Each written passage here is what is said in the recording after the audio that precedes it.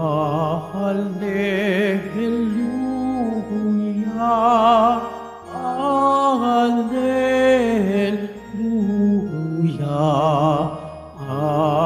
Alleluia,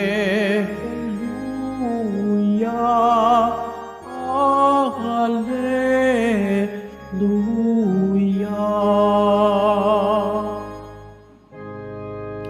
Inako ni Jesucristo, ang sakit ng mga tao upang matubos niya tayo. Alleluia, Alleluia, Alleluia, Alleluia.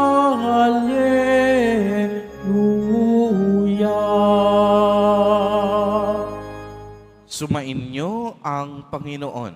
At sumaiyo rin. Ang mabuting balita ng Panginoon ayon kay San Marcos. Papuri sa iyo, Panginoon. Noong panahong iyon, muling tumawid si Jesus sa ibayo ng lawa ng Galilea, nakasakay sa bangka. Nasa baybay pa siya ng lawa ay pinagkalimpon-punan na siya ng maraming tao. Dumating ang isang lalaking nagngangalang Jairo, isang tagapamahala ng sinagoga. Pagkakita kay Jesus, siya'y nagpatira pa sa kaniyang paanan at ang samo. Agaw buhay po ang anak kong dalagita. Kung maaari, sumama kayo sa akin at ipatong ninyo sa kanya ang inyong kamay upang siya'y gumaling at mabuhay. Sumama naman si Jesus at sinundan siya ng napakaraming taong nagsisiksikan. Ano pat halos maipit na siya.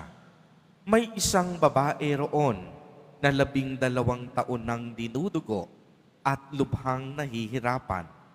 Marami ng manggagamot ang tumingin sa kanya at naubos na sa kapapagamot ang kaniyang ari-arian. Ngunit hindi siya napabuti kahit kaunti, bagkos ay lalong lumubha. Narinig niya ang sinabi ng mga tao tungkol kay Jesus, kaya't nakipagsiksikan siya hanggang sa makalapit sa likuran ni Jesus at hinipon niya ang damit nito.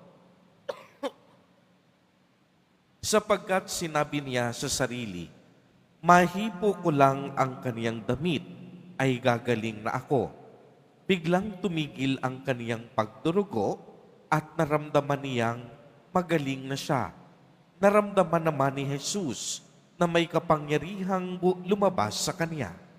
Kaya't bumaling siya sa mga tao at nagtanong, sino ang humipo sa akin? Sumagot ang kaniyang mga alagad, nakikita po ninyong nagsisiksikan ang napakaraming tao. Bakit itinatanong ninyo kung sino ang humipo sa inyo? Subalit patuloy na lumingalinga si Jesus, hinahanap ang humipo sa kaniya. Palibhasa'y alam ng babae ang nangyari, siya'y nanginig sa takot na lumapit kay Jesus, nagpatira pa at ipinagtapat ang buong katotohanan. Sinabi sa kanya ni Jesus, anak, pinagaling ka ng iyong pananalig sa akin. Umuwi ka na't ipanatag mo ang iyong kalooban. Lubusan ka ng magaling sa iyong karamdaman. Samantalang nagsasalita pa si Jesus, may ilang dumating mula sa bahay ni Jairo. Patay na po ang anak ninyo, sabi nila. Bakit pa ninyo aabalahin ang guro?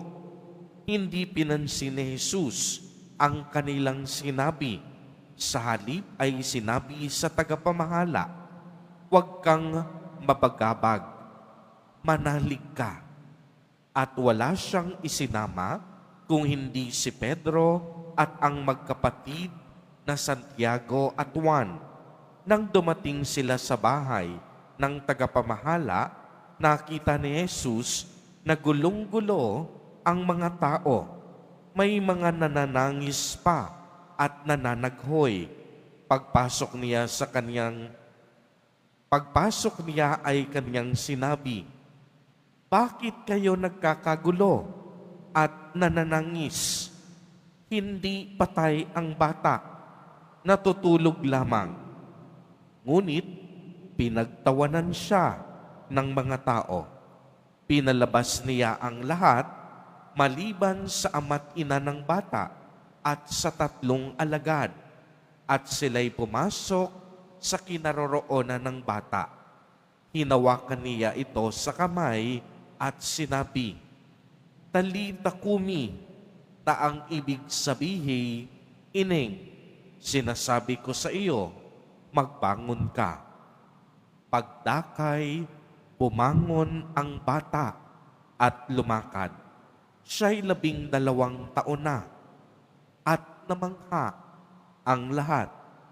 Mahigpit na ipinagbili ni Jesus na huwag ipaalam ito kanino man at iniutos niyang bigyan ng pagkain ang bata. Ang mabuting balita ng Panginoon. Pinupuri ka namin, Panginoong Hesukristo. Magsiupo po ang lahat. Magandang umaga po sa inyong lahat, mga kapatid kay Kristo.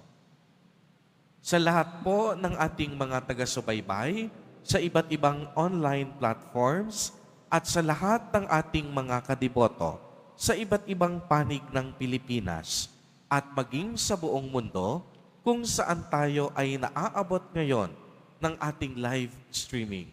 Mapayapang umaga din po sa inyong lahat. Purihin at dakilain natin ang ating Panginoon, ang mahal na poong Jesus Nazareno. Mga kapatid kay Kristo at mga kadiboto, malugod po namin kayong tinatanggap sa Basilica Minor at Pambansang Dambana ni Jesus Nazareno. Maliwanag pong narinig natin sa ating ebanghelyo ang 2 kwento ng pagpapagaling. Una, sa babaeng dinudugo at lubhang nahihirapan. At ang ikalawa naman ay ang pagbuhay sa anak ni Jairo. Pagmasdan ninyo kung inyong mapapansin na napakahalaga ang bilang na 12. Ang anak ni Jairo nagkasakit na ay 12 taong gulang. At ang babae na dinudugo, siya ay dinudugo sa loob ng 12 taon. Kaya ang bilang na 12 ay sumisimbolo sa kaganapan, sapagkat ang 2 katauhan naranasan ang kaganapan ng pagpapagaling sa kanilang karamdaman at pagkabuhay na magmuli mula sa kamatayan. Tayo rin may 12 buwan, patunay na sa araw-araw, nais ng Diyos na tayo ay gumaling sa ating mga sakit at karamdaman. Walang hinahangad ang Diyos kung hindi ang ating ikabubuti. Walang tigil at tuloy-tuloy ang grasyang ipinagkaloob niya upang tayo ay makaranas ng paghilom at kaginhawahan. Sa katunayan, ang bilang na 12 ay nangangahulugang manatiling positibo at panatilihin ang pananampalataya. Mapapansin din natin na ang paggaling na ito ay may kalakip na iba yung pananampalataya. Ang pananampalataya po ay ang ating pagtitiwala, paniniwala, at pag-asa sa mabathalang awa at kapangyarihan ng Diyos at binibigyang diin sa ating ebanghelyo sa araw na ito ang pananampalataya ng isang pinuno ng Hudyo na nakilala natin sa pangalang Jairo at ang babae na nagdulot kinalaunan sa kanila ng isang bagong buhay at ganap na paghilom.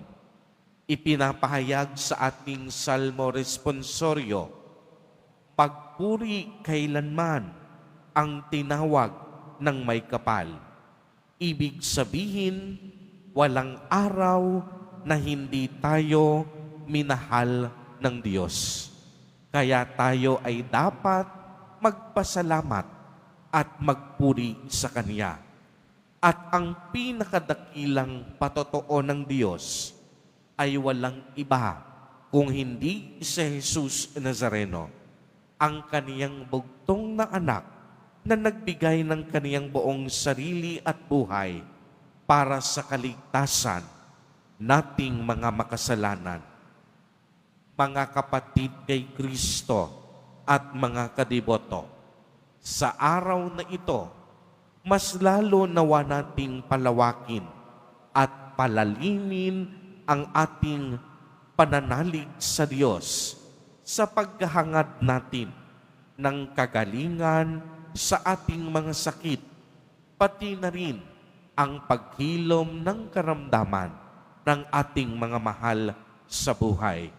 At makikita natin na ang Diyos may kakayahang unawain ang ating mga pinagdadaanan at lahat ng ating mga kahinaan upang tayo ay Kanyang akayin at bigyan ng bagong kalakasan.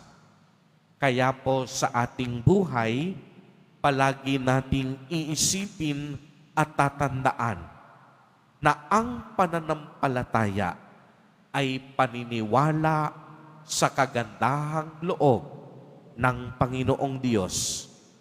Kung ang tao sa maraming pagkakataon ay walang magagawa, ang Diyos parating may magagawa sa buhay ng bawat tao.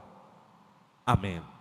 Purihin at dakilain natin ang ating Panginoon, ang mahal na poong Jesus Nazareno.